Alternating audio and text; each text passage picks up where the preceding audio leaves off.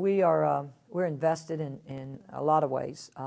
Marketing is a big part of what we do, and getting our fans involved. For me, it's being out in the community.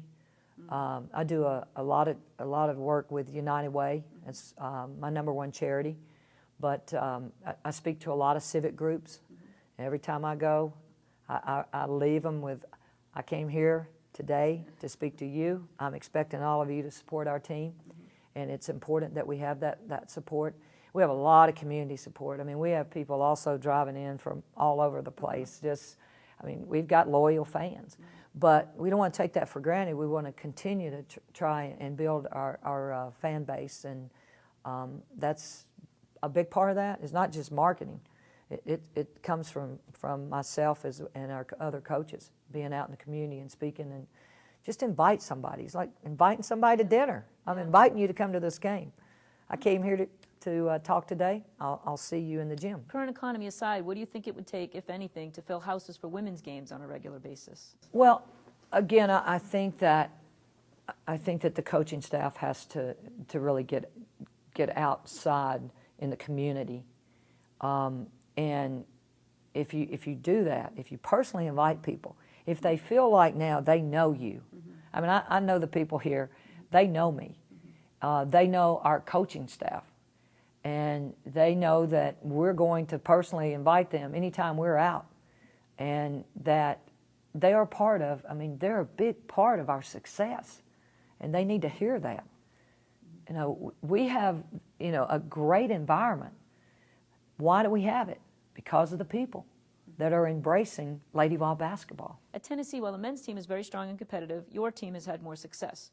What is the student support like on campus for each team? Do students still tend to primarily support the men's team first and women's second, or is it more equal here? Actually, it wasn't for a while, but now, definitely. I think with Bruce coming in, Bruce Pearl, and his passion and energy and enthusiasm, we work so well together. That's been very rewarding.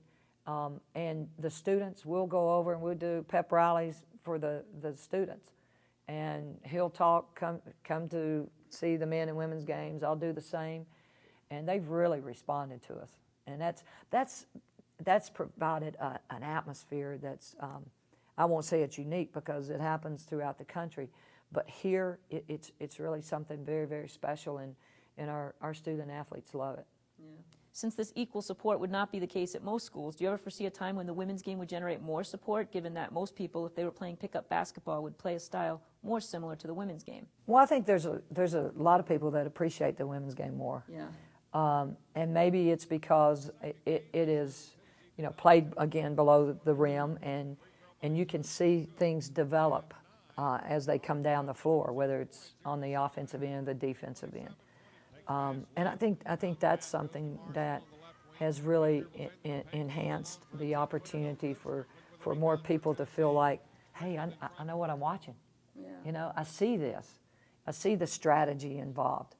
And I think that's appealing. Yet you still see more support for the men's games than the women's for the most part. You like do. At a Memphis or a Kentucky. Absolutely. But rather than say, they have more support, say, how can we get more support? Right. And every coach across the country that's coaching women's basketball must be invested in being in the community, asking people to come. I would go door to door if I had to, and just say, we need you. We need your support. And that, to me, is, that's part of my job. This excerpt is brought to you by the Massachusetts School of Law, the leader of reform in legal education and a leader in multimedia education for the public. To view the full interview and for a full listing of MSL's programs, log on to mslaw.edu.